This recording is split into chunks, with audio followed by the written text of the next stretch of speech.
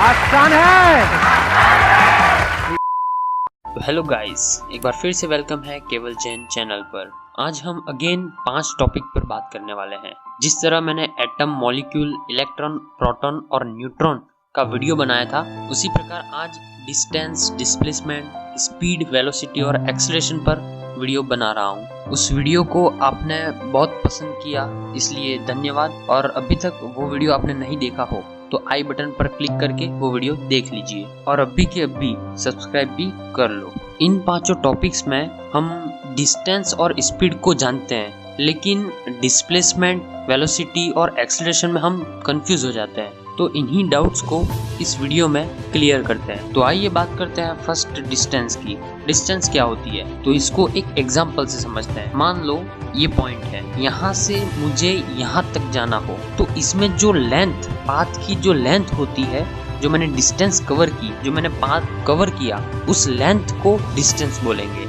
यानी कि ये पॉइंट से ये पॉइंट की डिस्टेंस 5 किलोमीटर डिस्टेंस कवर की, उसकी लेंथ वो ही उसकी डिस्टेंस होती है। तो ये होती है डिस्टेंस। क्लियर? मुझे पता है कि यहाँ पे कोई डाउट नहीं होगा क्योंकि डिस्टेंस बहुत ही सिंपल है। लेकिन अब बात करते हैं डिस्प्लेसमेंट की। डिस्प्लेसमेंट भी बहुत इजी है, लेकिन एक टर्म उसमें जुड़ जाती है। तो वो टर्म क्या है? तो वो टर्म है कि the shortest distance covered by any object, या फिर कहें the length of shortest path covered by any object is called displacement. तो इसका मतलब क्या है? तो मान लेते हैं ये थी डिस्टेंस और यहाँ पे एक पॉइंट और लगा देते हैं, तो टोटल लेंथ हो गई 5 + 3 किलोमीटर, यानी कि 8 किलोमीटर। तो ये हो गई डिस्टेंस। 8 किलोमीटर क्या हो गई? डिस्टेंस हो गई। अब डिस्प्लेसमेंट क्या होगी इसमें? तो मैंने डेफिनेशन में क्या बोला?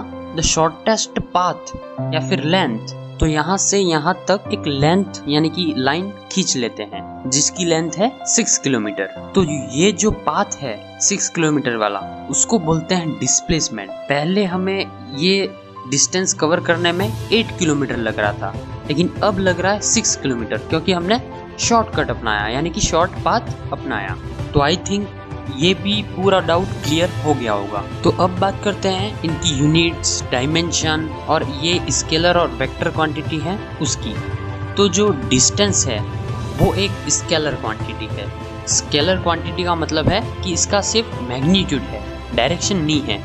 मैग्नीट्यूड का सिंपल सा मतलब होता है नंबर, यानी कि ये इसका एक नंबर ही होता है, कोई डायरेक्शन वायरेक्शन नहीं होती है। इसको अगर कंपेयर करते हैं डिस्प्लेसमेंट से, तो डिस्प्लेसमेंट जो है वो वेक्टर क्वांटिटी है, यानी कि उसका मैग्नीट्यूड भी होता है और डायरेक्शन भी होती है, जैसे कि इस फिगर में दिख रहा होगा। अगर डिस्टेंस और डिस्प्लेसमेंट की डायमेंशन की बात करें, m0, L1, T0, क्योंकि इनमें लेंथ ही इंक्लूडेड होती है। तो इस प्रकार डिस्टेंस और डिस्प्लेसमेंट पूरा हो गया। अब बात करते हैं स्पीड की। स्पीड भी एक सिंपल सी टर्म है। अगर मैं डिस्टेंस को टाइम से डिवाइड कर दूं तो स्पीड आ जाती है। मान लेते हैं मुझे 50 किलोमीटर की डिस्टेंस कवर करनी है। उस डिस्टेंस को कवर करने में मैं कितना टाइम लगाता हूँ, उसको बोलते हैं स्पीड। अगर मैंने 50 किलोमीटर की डिस्टेंस को कवर करने में 2 घंटे लगाए, तो मैं इन दोनों को डिवाइड कर दूंगा, तो आ जाएगी मेरी स्पीड, यानी कि 25 किलोमीटर पर आवर मेरी स्पीड आ गई। तो स्पीड का फॉर्मूला क्या हुआ? Distance upon time. स्पीड की यूनिट होती है किलोमीटर पर आवर, और CGS में बात करें तो मीटर पर सेकेंड। ये एक स्केलर क्वांटिटी है क्योंकि इसका सिर्फ मैग्नीट्यूड ही होता है, इसकी डायरेक्शन नहीं होती, और इसकी डायमेंशन होती है m0, L1, T-1। Ishan, I said page 38। अब बात करते हैं वेलोसिटी की। क्या होती है वेलोसिटी? जैसे स्पीड का रिलेशन डिस्टेंस से था, उसी प्रकार वेलोसिटी का रिलेशन डिस्प्लेसमेंट से है। यानी कि ऑब्जेक्ट जो डिस्प्लेस करता है उसको अगर टाइम से डिवाइड कर दे तो वेलोसिटी आ जाएगी। वेलोसिटी एक वेक्टर क्वांटिटी है क्योंकि इसका मैग्नीट्यूड भी होता है और डायरेक्शन भी होती है। वेलोसिटी की यूनिट भी मीटर पर सेकेंड होती है और MK सिस्टम में किलोमीटर पर आवर। अगर सिंपल वर्ड्स में मैं वेलोसिटी को बताऊं तो वेलोसिटी का मतलब होता है कि डिस्प्लेसमेंट को कवर करने में मुझे कितना टाइम लगा, उसको मैं वेलोसिटी बोलूंगा। तो अब बात करते हैं एक्सेलरेशन की, लेकिन एक्सेलरेशन को पढ़ने से पहले एक कंपैरेबल वीडियो बताऊंगा जिसको देखने के बाद वेलोसिटी और एक्सेलरेशन को समझने में आसानी होगी। तो आइए उस वीडियो को देखा जाए। मान लो हम अहमदाबाद में हैं और हमें जाना है मुंबई और उसकी डिस्टेंस है 500 किलोमीटर। हमारे पास ये कार है और इससे हम मुंबई तक जाएंगे। तो चलो, कार शुरू होती है और पहुंचती है मुंबई तक। इसने टोटल डिस्टेंस कवर करी 500 किलोमीटर और 5 घंटे लगाए। यानी कि अगर इसकी डिस्टेंस को मैं टाइम से डिवाइड कर दूं तो 1 घंटे में इसने कितनी डिस्टेंस कवर करी ये उसकी वेलोसिटी आ जाएगी। यानी कि 500 डिवाइडेड बाय 5 यानी कि 100 किलोमीटर पर आवर। मतलब पहले 1 घंटे में 100 किलोमीटर, दूसरे घंटे में 100 किलोमीटर, तीसरे घंटे में 100 किलोमीटर, चौथे घंटे में 100 किलोमीटर और 5वें घंटे में 100 किलोमीटर। इस तरह से 500 किलोमीटर की डिस्टेंस कवर की।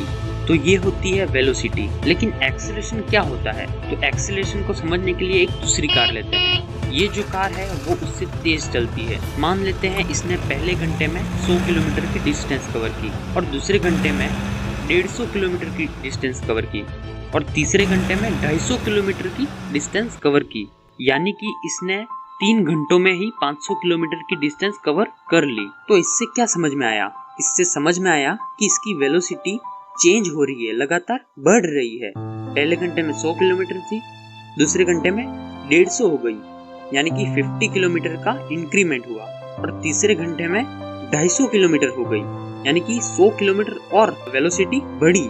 यानी कि वेलोसिटी लगातार चेंज हो रही है। तो वेलोसिटी का चेंज होना ही क्या कहलाता है? एक्सेलरेशन कहलाता है। तो अगर हमें इसका फॉर्मूला लिखना हो तो हम क्या लिखेंगे? फॉर्मूला हो जाएगा वेलोसिटी अपॉन टाइम। वो क्या कहलाता है? एक्सेलरेशन। अब यूनिट की बात करें तो एक्सेलरेशन की यूनिट होती है मीटर पर सेकेंड स्क्वायर।